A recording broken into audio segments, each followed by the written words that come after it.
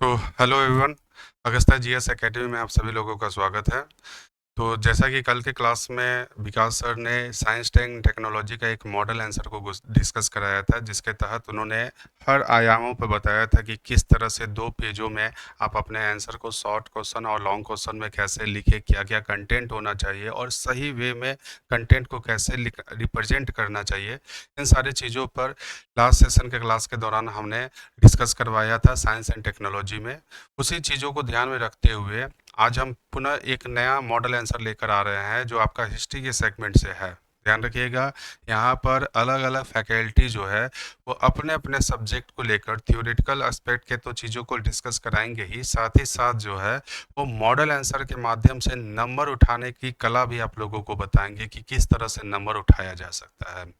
तो आज हम उसी चीज़ों पर यहाँ पर डिस्कस कराने जा रहे हैं, एक मॉडल आंसर को लेकर जो प्राय आपके एग्जामिनेशन में पूछा जाता है। और वो जो क्वेश्चन जो है वो आप देख रहे होंगे स्क्रीन पे आपको कि संथाल विद्रोह से रिलेटेड जो है वो आपका एक क्वेश्चन है। अब ये संथाल विद्रोह से हर साल इधर 1-2 साल से इस पे तो एक ट्रेंड भी आ गया है कि ये शॉर्ट क्वेश्चन में भी इसको डाल दिया गया है, यानी किस तरह से शॉर्ट क्वेश्चन में इसको आंसर लिखा जाए। ये भी इधर 2-3 सालों से 68, 69, 70 बीपीएससी में ये क्वेश्चन पूछा जा चुका है 8 नंबर के हिसाब से, और प्रायः पहले भी ये 38 नंबर के क्वेश्चन में ये 38 नंबर के क्वेश्चन मार्क्स में ये क्वेश्चन बनते ही थे।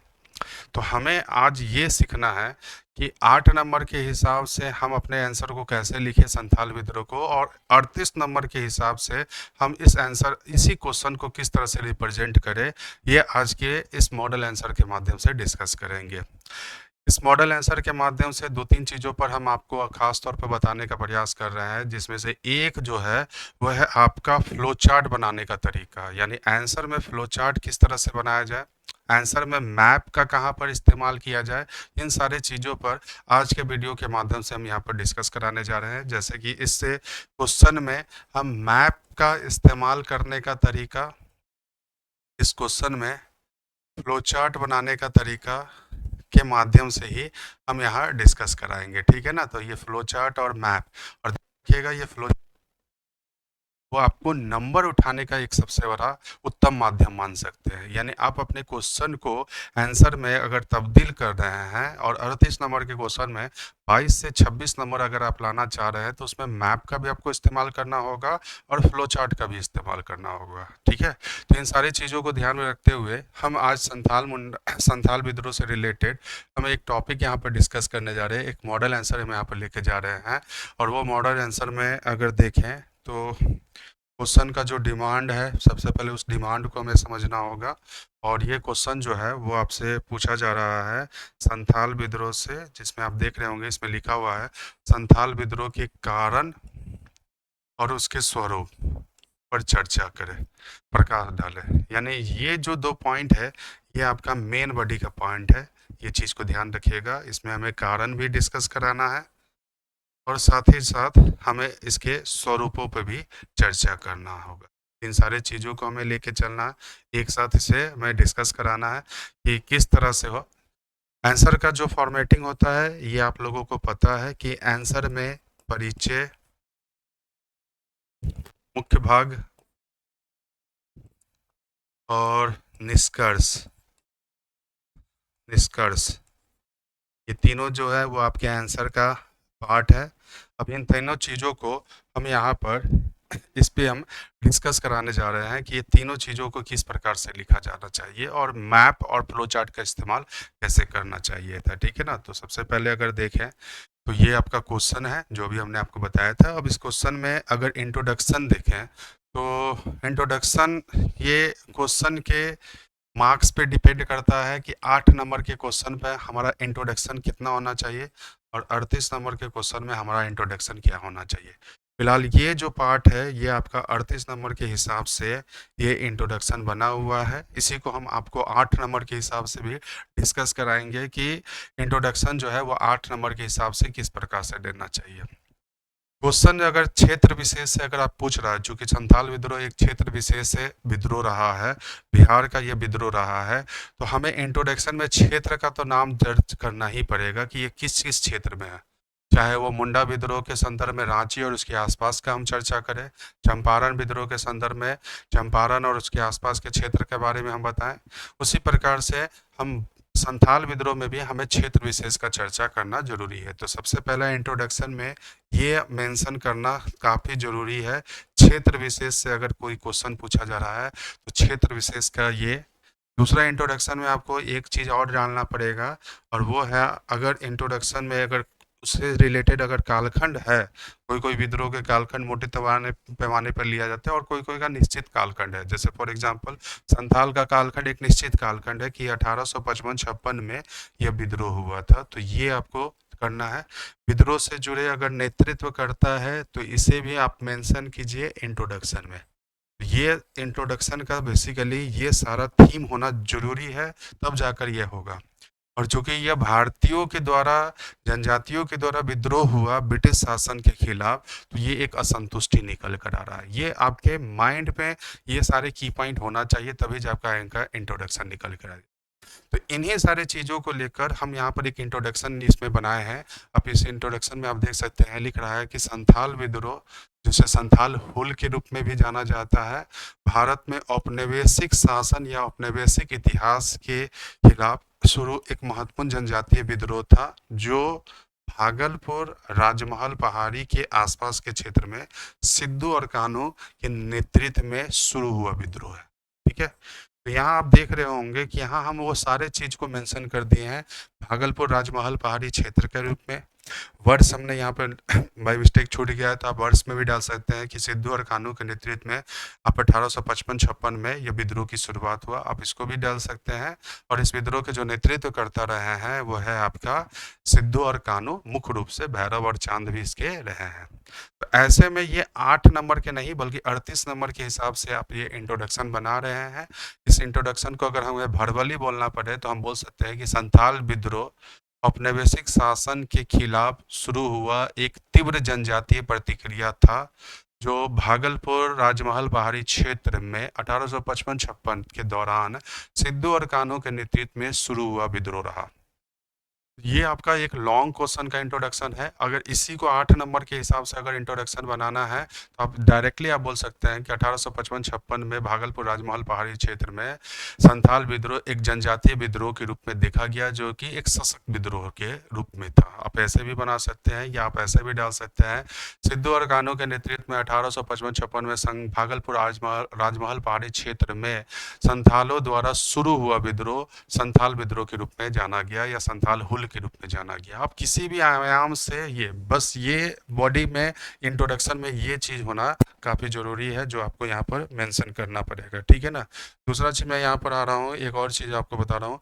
जब आप इंट्रोडक्शन लिख रहे हैं तो उस इंट्रोडक्शन के बाद ही आपको ये यहाँ पर, ठीक है ना, ये ध्यान रखिएगा, इंट्रोडक्शन के बाद ही आपको यहाँ पर एक मानचित्र जो है वो आपको बना देना होगा। ये जरूरी है इस क्वेश्चन के लिए, क्योंकि ये क्षेत्र विशेष है। तो आप भर्बली जो है इस स्पेस में, इस इंट्रोडक्शन के बाद इस स्पेस में आप मानचित्र का इस्तेमाल कर सकते हैं यहाँ पर, तब जाके आगे के कंटेंट में लिख सकते हैं। ये मानचित्र जो है वो आप अपने अकॉर्डिंग बना सकते हैं, बिहार को लेकर भी बना सकते हैं, भारत के रेफरेंस में भी आप बना सकते हैं, जैसे आपको कंफर्ट लगे वैसे आप मानचित्र को खींच सकते हैं। जैसे अगर मैं यहाँ बिहार के रेफरेंस पे लेके चलूँ तो ये एरिया जो है ये मोटे पैमाने पर ये देखिएगा, ये एरिया मुख्य रूप से एक मोटे पैमाने पे लेआउट में कर रहा हूँ, तो ये क्षेत्र जो है वो आपका क्षेत्र संथाल क्षेत्र के रूप में उभर कर आता है।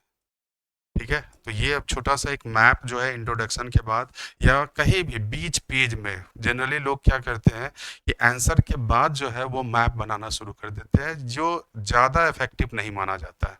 आपके आंसर के बीच में अगर आप छोटा सा मैप अगर बना रहे हैं, फ्लो चार्ट बना रहे हैं, तो वो ज़्यादा इफेक्टिव रहेगा एग्जामिनर के रूप में। तो ये आपको ध्यान में रखना होगा।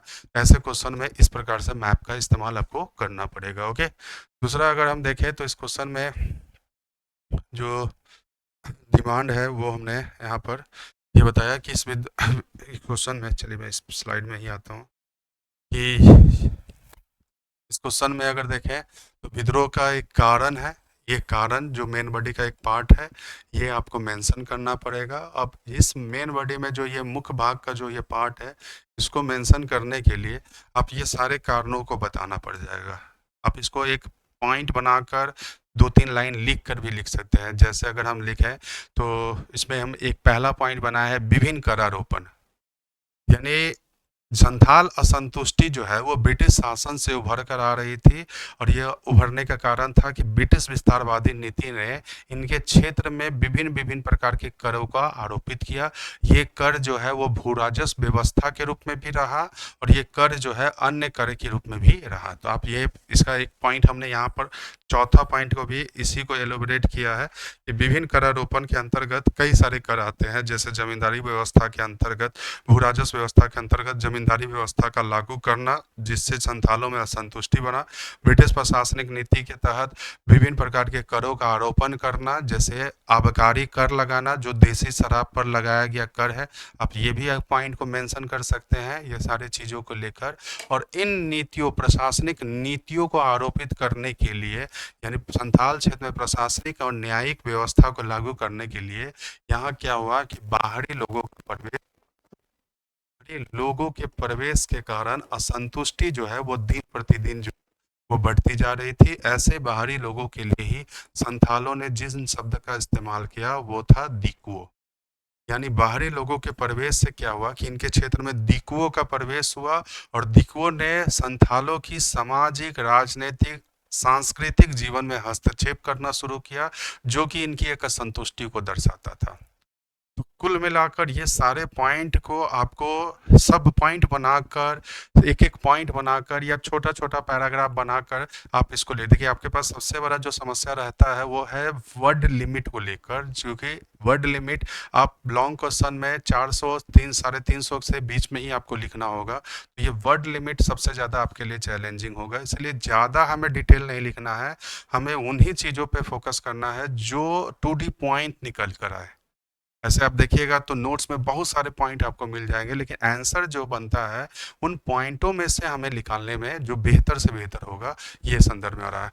तो संथाल असंतुष्टि जो है वो बेसिकली किस लिए उभर कर आया? ब्रिटिश प्रशासनिक नीतियों का आरोपण, विभिन्न प्रकार के नीतियों का आरोपण होना, इन नीतियों को क्रियान्वित करने के लिए बाहरी लोगों का प्रवेश होना। जब आपकी क्लासेस चलेगी तो इसमें हम और डिटेल में डिस्कस करवाएंगे, अभी तो एक मॉडल आंसर के माध्यम से मैं यहाँ पर डिस्कस करवा रहा हूँ।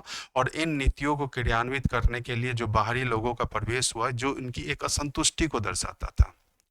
बाहरी लोगों के प्रवेश ने इनकी सामाजिक और सांस्कृतिक जीवन में हस्तक्षेप किया, और साथ साथ जो है इनके धर्म में भी हस्तक्षेप हुआ मिशनरियों के माध्यम से, यानी इनके क्षेत्र में प्रशासनिक नीतियों के तहत मिशनरियों का भी प्रवेश हुआ, और मिशनरियों ने इनके धार्मिक जीवन में हस्तक्षेप करना शुरू किया।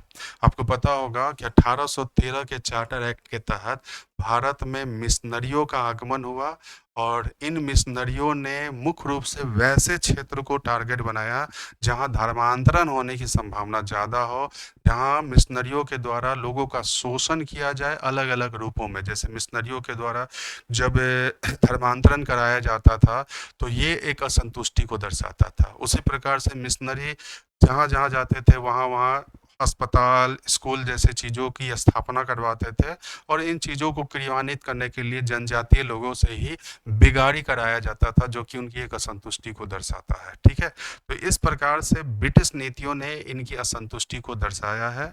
जब हमने, हाँ, मैं आपको फिर से एक अनाउंसमेंट कर रहा हूँ कि ये आपकी बैच है जो प्रज्ञान बैच, ठीक है, ये हमने आपको बताया होगा कि आप लोगों का ये बैच जो है वो शुरू हो चुकी है। ये जो मेंस ओरिएंटेड बैच जो है वो प्रज्ञान बैच जो है वो 8 अक्टूबर से आप लोगों की बैच जो है वो शुरू हो चुकी है।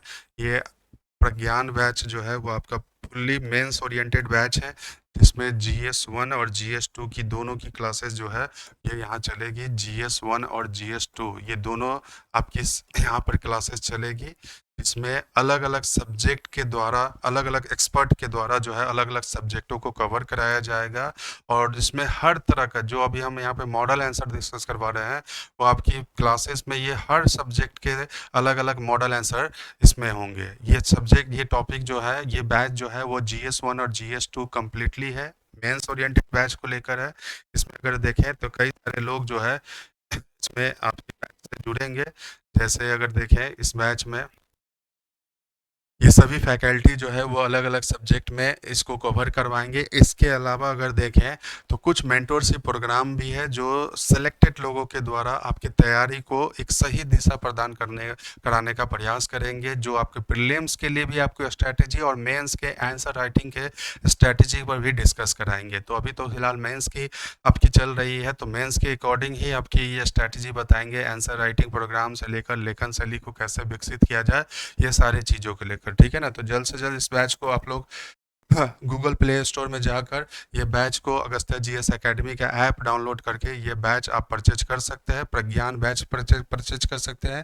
इसके अलावा एक सेपरेट बैच जो है वो आपका विकास सर का है, जो साइंस एंड टेक्नोलॉजी को है। जिनको साइंस एंड टेक्नोलॉजी से लेना है तो ये बैच को आप कवर खरीद सकते हैं। ये भी बैच 8 अक्टूबर से शुरू हो चुकी है, साइंस एंड टेक्नोलॉजी की है, जिसमें मेंस के कोऑर्डिनेट विकास सर आपको मेंस की सारे चीज़ मॉडल आंसर के साथ साथ थ्योरेटिकल एस्पेक्ट्स पे भी क्लासेस लेंगे। इसके अलावा जो है वो आपका एक सेपरेटली एक और बैच है, 899 रुपये का ये बैच है, मॉडर्न इंडिया, जिसमें current affair, modern India, art and cultures की क्लासेस चलेगी। तो ये सभी बैच जो है वो अभी आपका गूगल प्ले में ऐप डाउनलोड करके आप इसको परचेज कर सकते हैं। ये बैच का नाम जो है वो प्रज्ञान बैच है, जिसमें पूरा GS1 और GS2 के टॉपिक को कवर कराया जाएगा। ठीक है, चलिए फिर आते हैं यहाँ पर जो हमने अभी डिस्कस कराया था कि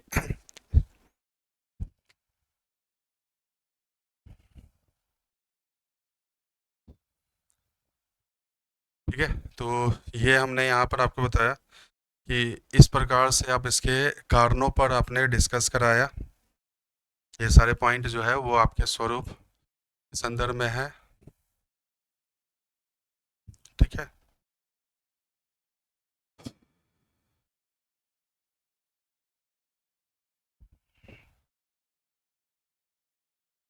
तो ये हम कारण पे, ये सारे पॉइंटों पर हमने आपको डिस्कस कराया, और ये सभी कारण जो है वो संथाल असंतुष्टि को दर्शाता था। ऐसे में संथाल असंतुष्टि का एक और कारण निकल कर आता है, वो है तत्कालिक कारण, जब संथालों से बेगारी कराया जा रहा था। और यही तत्कालिक कारण जो है वो आधार बन गया स्थानीय दरोगा हत्याकांड का, और ये दरोगा हत्याकांड ही विद्रोह शुरुआत करने का आधार हुआ। आप इन सारे पॉइंटों को मेंशन करने के पश्चात आपको ये लाइन तो लिखना जरूरी है कि उपरोक्त आधार जो है वो संथाल असंतुष्टि को दर्शाता था। और ऐसे में दरोगा हत्याकांड, यानी ये पॉइंट को आपको मेंशन करना होगा, दरोगा हत्याकांड जो है वो संथाल असंतुष्टि का तत्कालिक कारण बना, और परिणामतः 1855 ईस्वी में सिद्धू और कान्हू के नेतृत्व में विद्रोह की शुरुआत हो गई। तो ये आपका एक चीज यहाँ पर एंड होता है जो संथाल विद्रोह के कारण पे बताए हैं। संथाल विद्रोह के कारण के अलावा क्वेश्चन का दूसरा जो डिमांड है, वो डिमांड इसका क्या है, तो इसके स्वरूपों पे बात कर रहा है। तो ये आपको स्वरूपों पे भी ये पॉइंट को मेंशन करना होगा और इसको एक्सप्लेन भी करना होगा। जब आपका 8 नंबर का क्वेश्चन है, तो अगर आप एक्सप्लेन नहीं करके सिर्फ और सिर्फ ऐसे की पॉइंट को लिख देते हैं तो भी नंबर अच्छा मिल जाएगा। लेकिन 38 नंबर के क्वेश्चन में हर में से कुछ ना कुछ पॉइंट को आपको थोड़ा सा एक्सप्लेन करना पड़ेगा। जैसे अगर यहाँ पर हम बात करें तो ये संथाल विद्रोह के स्वरूप को दर्शा रहा है, और इस स्वरूप में अगर देखें तो कई सारे पॉइंट यहाँ से निकल कर आता है। जैसे संथाल विद्रोह का जो स्वरूप था वो है पुनर्स्थापनावादी दृष्टिकोण। पुनर्स्थापनावादी दृष्टिकोण का मतलब हो गया कि पूर्व की व्यवस्था को पुनः बरकरार रखना, पुनः लागू करना, यानी अपनी पुरातन व्यवस्था को लागू करने के लिए संथाल एकजुट हुए, और एकजुटता के साथ इन्होंने एक सशक्त प्रतिरोध ब्रिटिश शासन के समक्ष प्रस्तुत। इस विद्रोह की स्वरूप में अगर देखें तो ये बेसिकली ये विद्रोह सशस्त्र संघर्ष वाला रहा, हिंसक विद्रोह वाला रहा। और ऐसे सशस्त्र संघर्ष में संथाल, महिला, बुजुर्ग सभी लोगों की भागीदारी रही। आपको बताना होगा कि इस विद्रोह में संथाल महिलाएं, बुजुर्ग सभी लोगों ने हिस्सा लिया और सभी हिंसक गतिविधि सशस्त्र प्रतिरोध के रूप में अपनी भूमिका को सुनिश्चित करती है। इस विद्रोह का एक और पॉइंट आप बता सकते हैं कि जिस प्रकार से लोगों की भूमिका रहा, यह भूमिका एक संगठित विद्रोह का उदाहरण प्रस्तुत करता है और ऐसे संगठित विद्रोह को क्रियान्वित करने के लिए इन्होंने वंश, जाति, धर्म को आधार लिया, गहरा भाईचारा का आधार लिया और ये वंश, जाति, बंधुत्व भाव, भाईचारा जो है वो इनको एकजुटता प्रदान करने का प्रयास किया, खास तौर पर धर्म। धर्म में आप एक और पॉइंट इसमें बता सकते हैं कि इस धर्म में कुछ मसीहावादी प्रवृत्ति भी देखा गया और इस मसीहावादी प्रवृत्ति के रूप में अगर देखें तो ये मुख्य रूप से जो है वो कुछ काल्पनिक युगों की प्रस्तुतिकरण हुआ, जैसे संथाल युद्ध विद्रोह के जो नेतृत्व करता थे सिद्धू और कानू स्वयं को भगवान का भेजा हुआ दूत के रूप में प्रस्तुत किए, स्वयं बताएं कि सतयुग की स्थापना करने के लिए उन्हें ईश्वर ने, भगवान ने भेजा है। तो ये सभी जो है वो धर्म के आधार, यानी धर्म ने इन्हें संगठित करने का प्रयास किया। आप इसको भी मेंशन कर सकते हैं। जब 8 नंबर का क्वेश्चन हो तो बस इतना ही पॉइंट को अगर आप लिख देते हैं तो नंबर मिल जाता है, और जब आपका 38 नंबर का क्वेश्चन होता है तो इसको थोड़ा सा आपको एक्सप्लेन करना होगा ये सारी चीज में। देन एक और है कि इस विद्रोह में लक्ष्य स्पष्ट थे। लक्ष्य क्या थे? अपनी पुरातन व्यवस्था को स्थापित करना। लक्ष्य क्या था? दिकुओं को भगाना और अपनी पूर्व की व्यवस्था को बरकरार रखना। यानी स्पष्ट लक्ष्य को निर्धारित करना इस विद्रोह का स्वरूप को दर्शाता है, इस विद्रोह की विशेषता को दर्शाता है। आप इस पॉइंट को भी यहाँ पर मेंशन कर सकते हैं। लेकिन इन तमाम चीज़ों के पश्चात ये विद्रोह जो है वो ब्रिटिश के द्वारा इस विद्रोह को दबा दिया गया और परिणामतः जो है ये विद्रोह जो है वो असफल रहा। तो यहाँ से आप इसको एंड कर सकते हैं कि सशस्त्र प्रतिरोध के बावजूद जो है ब्रिटिश शासन ने इस विद्रोह को दमनात्मक रूप से दबाया, लेकिन दबाने के पश्चात जो परिवर्तन हुआ वो उसके परिणामों को दर्शाता है। तो एक पॉइंट जो है वो आप उसके परिणामों पर भी चर्चा कीजिएगा और परिणाम में आप बता सकते हैं कि विद्रोह के परिणाम में अगर आपको मेंशन करना होगा तो आप इसमें कुछ पॉइंट को लेकर इस पर बताएंगे जो आपको ध्यान में रखना होगा। जैसे विद्रोह का परिणाम क्या है? ये विद्रोह एक असफल रहा। ब्रिटिश के द्वारा विद्रोह को दबा दिया गया, परंतु ब्रिटिश के लिए यह एक चुनौती बनकर आई और इसी चुनौती को देखते हुए ब्रिटिश ने कुछ क्षेत्रों में जहां पर सशक्त प्रतिरोध था वहां पर नन रेगुलेशन एक्ट लागू किया। नन रेगुलेशन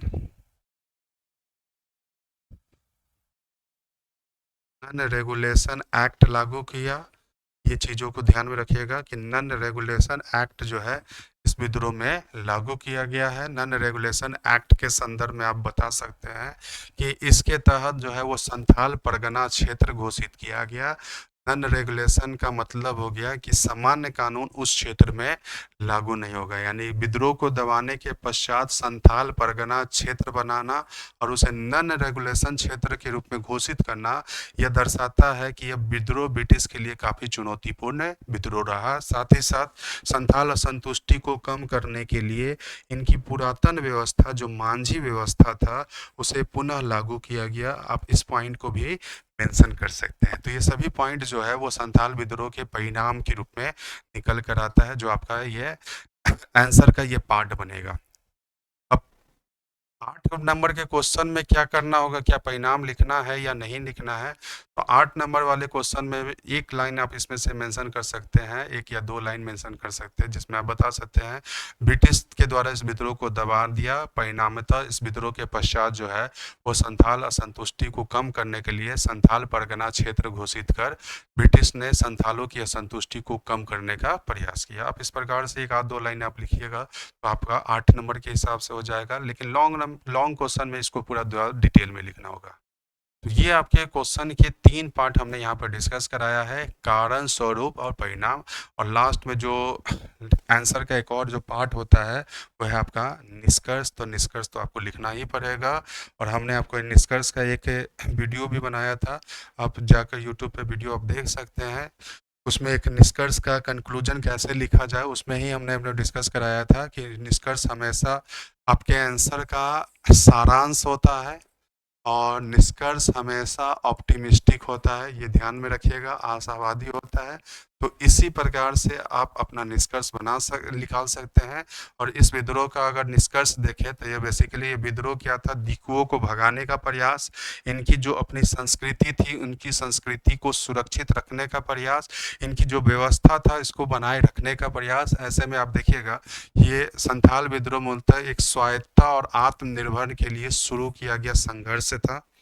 ये पॉइंट आप देख रहे होंगे कि ये बेसिकली क्या लिखा हुआ है कि ये स्वायत्तता और आत्मनिर्भरता, यानी जिस प्रकार से हस्तक्षेप हो रहा था उस हस्तक्षेप को दूर करने के लिए स्वायत्तता की अभिव्यक्ति के रूप में रहा, आत्मनिर्भरता की अभिव्यक्ति के रूप में रहा, अपनी संस्कृति और स्वाभिमान की रक्षा के रूप में शुरू किया गया विद्रोह था, एक संगठित रूप में रहा।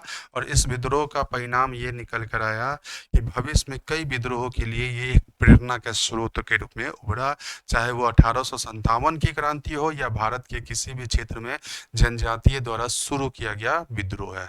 तो इस प्रकार से आप इसका निष्कर्ष आप आशावादी रूप में देख रहे हैं, या आप बोल सकते हैं कि हमारे पूरे बॉडी का, पूरे आंसर का एक सारांश के रूप में हमने इसका कंक्लूजन के रूप में निकाला है। ठीक है, तो ये इस प्रकार अगर आप निष्कर्ष लिखते हैं तो एक बेहतर नंबर मिलने का प्रयास मिलेगा। ठीक है ना, तो ये हमने आज एक मॉडल आंसर के माध्यम से डिस्कस कराया है। उम्मीद करते हैं कि ये मॉडल आंसर आप लोग समझ रहे होंगे।